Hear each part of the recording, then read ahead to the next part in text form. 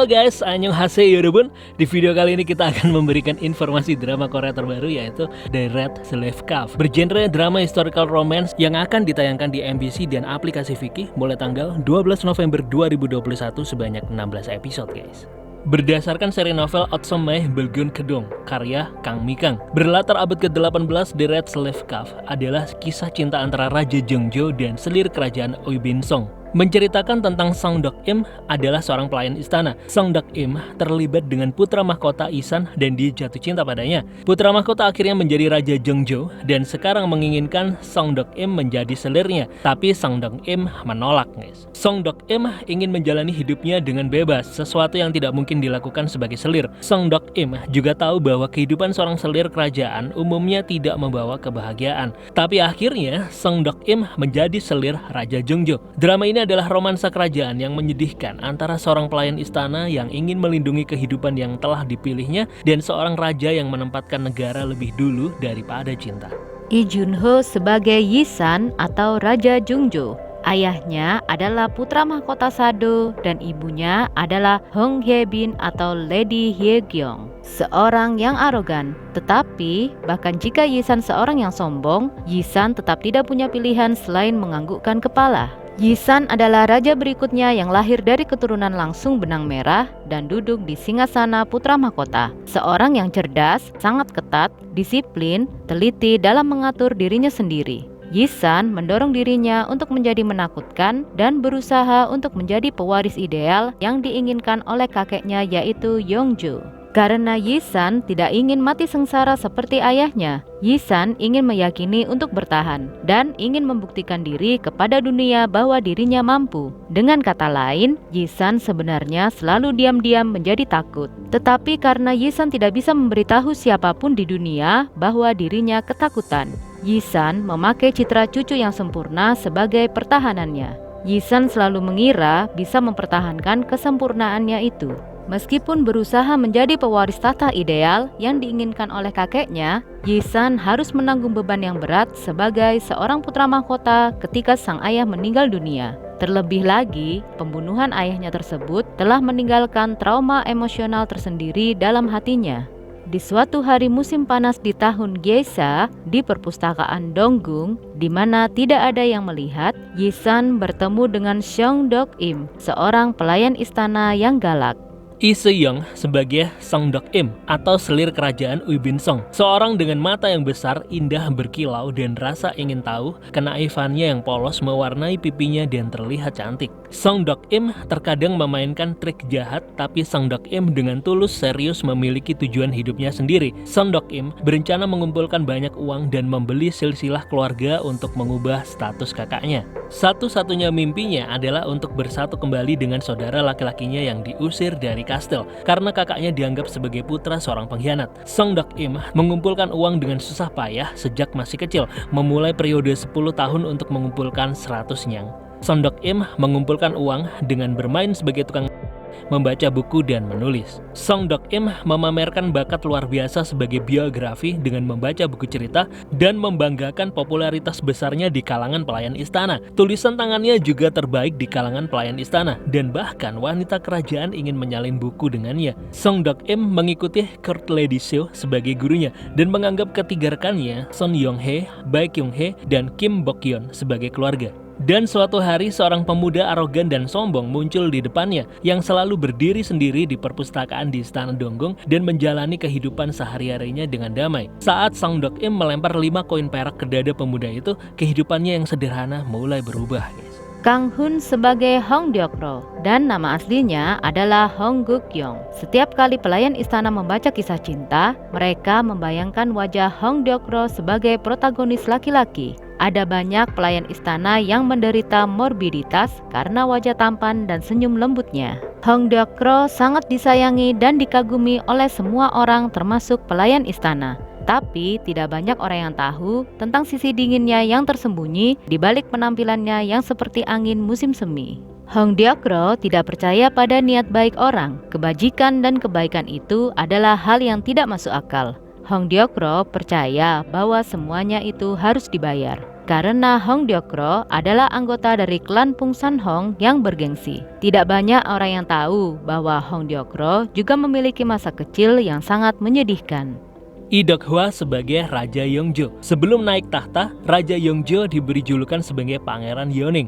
Pangeran Yeoning adalah putra kedua Raja Sukjong dan Che Sukbin yang menggantikan kakaknya menjadi raja, seayah berlainan ibu, yaitu Raja Gyeongjong setelah kontroversi yang luar biasa. Pangeran Yeoning menjadi Raja Yeongjo yang sekarang hanya seperti orang tua biasa. Seorang raja dengan sisi yang sangat manusiawi, yang marah dan bahkan menangis ketika sesuatu yang menyedihkan terjadi. Tentu saja ini bukan sifat asli Raja Yeongjo. Dengan kekuatan politiknya yang jenius, Raja Yeongjo mengatasi perebutan kekuasaan dengan kaum sektarian yang bersatu dalam faksi-faksi, mengurusi urusan negara, dan menstabilkan hajat hidup orang banyak.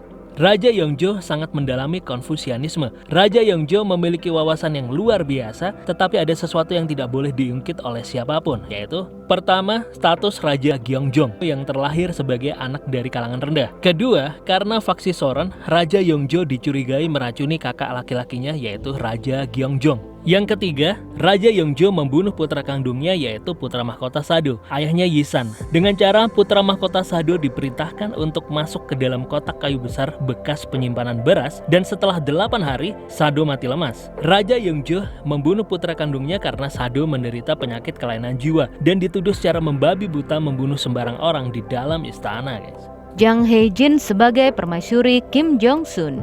Permaisuri Kim Jong-sun dari klan Kim Gyeongju merupakan permaisuri kedua dari Raja Yeongjo, seorang wanita yang tenang dan elegan.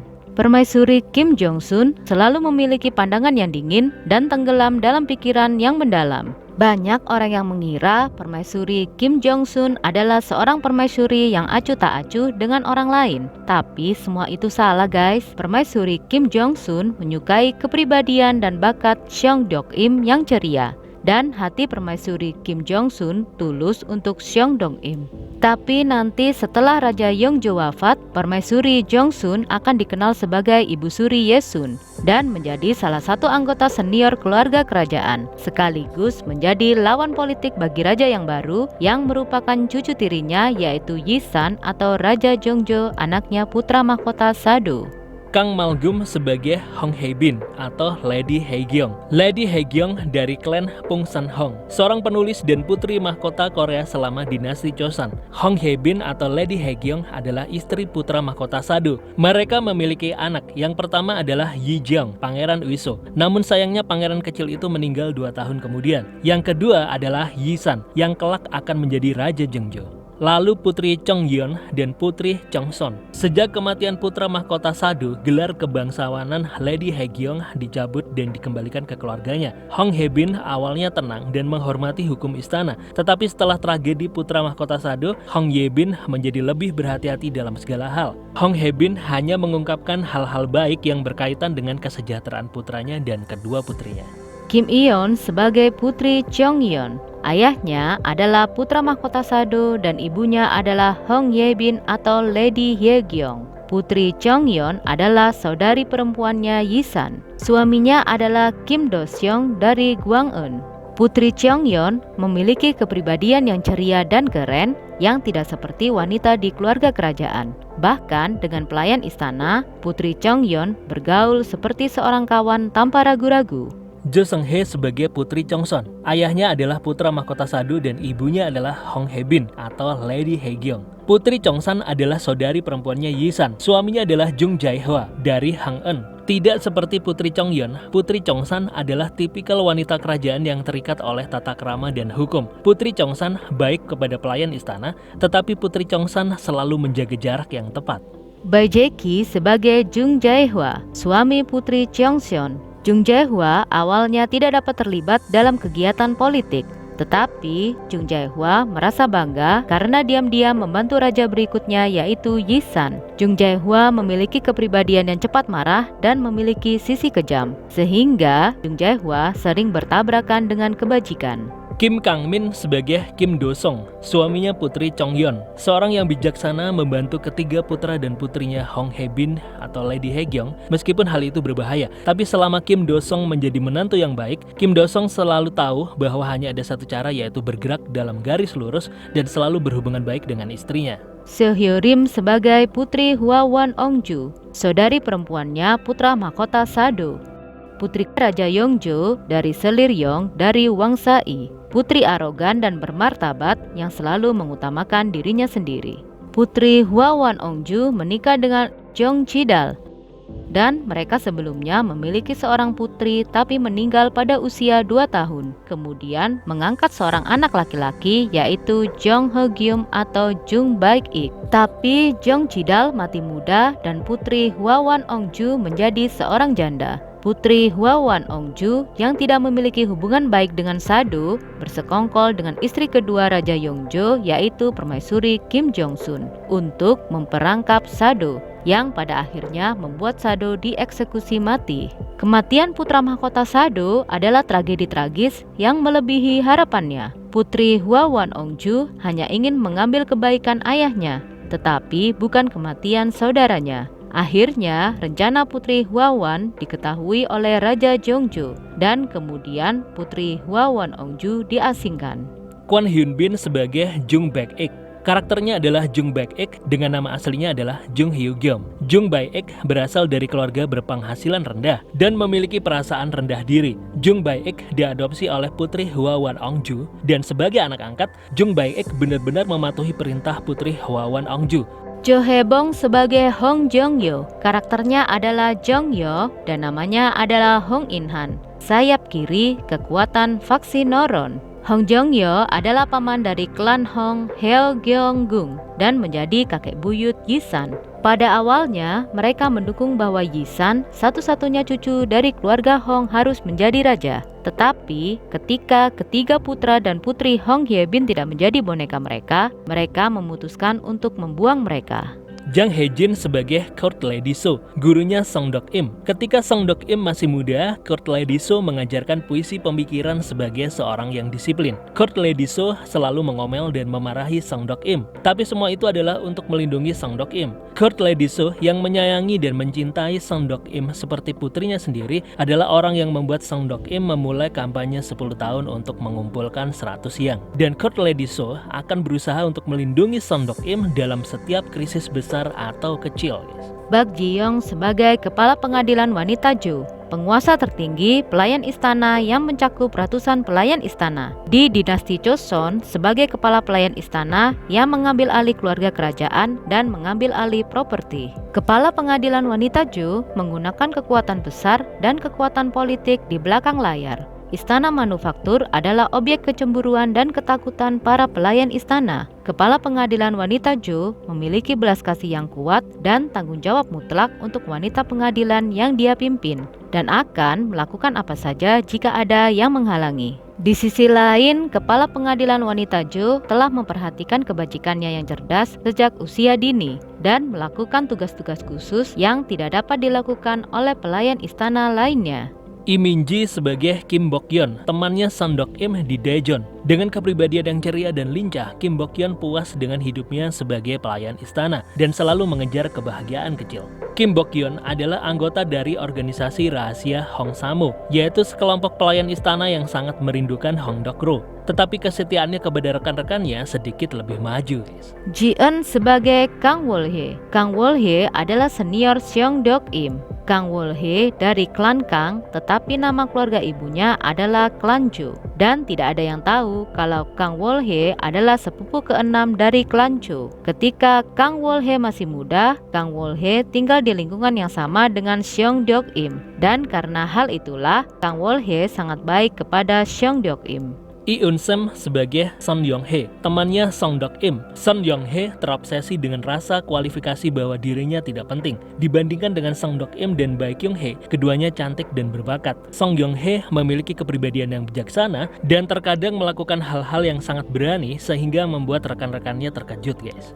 Ha Yul-ri sebagai Bae Kyung-hae, temannya Seong Deok-im. Bae Kyung-hae adalah kecantikan yang rapi dan bersih dengan ketangkasan yang sangat baik. Bae Kyung-hae terlihat dingin karena nadanya yang pelit. Tetapi Bae Kyung-hae memiliki hati yang dalam karena ayahnya adalah seorang perwira militer yang terkenal. Bae Kyung-hae memiliki kecerdasan yang sangat baik dan kaya secara finansial. Bae Kyung-hae membantu Seong Dong-im dalam dua hal dan selalu memberikan nasihat yang keren.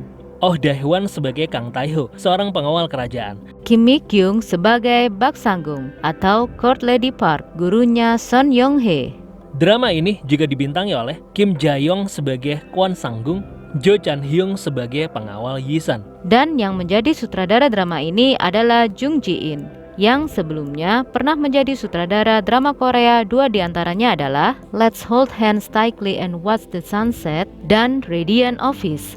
Sedangkan untuk penulis naskah adalah Jung Hae-ri, yang sebelumnya pernah menjadi penulis naskah drama Korea. Dua diantaranya adalah The Emperor Honor of the Max dan drama festival 2013 Rebellious. Oke guys, kalau kalian menyukai pembahasan drama dari Refsuto Mix Random, jangan lupa untuk subscribe karena subscribe itu gratis. Like dan dukung terus channel Refsuto Mix Random. Kita akan selalu memberikan informasi drama Asia terbaru dan mengelompokkan drama yang masih asik untuk ditonton untuk menemanimu saat ada di rumah guys. Guys, jangan kemana-mana dulu karena di akhir video, seperti biasa kita akan memberikan informasi beberapa drama Korea milik para karakter utama di dalam drama ini. Sampai jumpa di video selanjutnya ya. Bye-bye.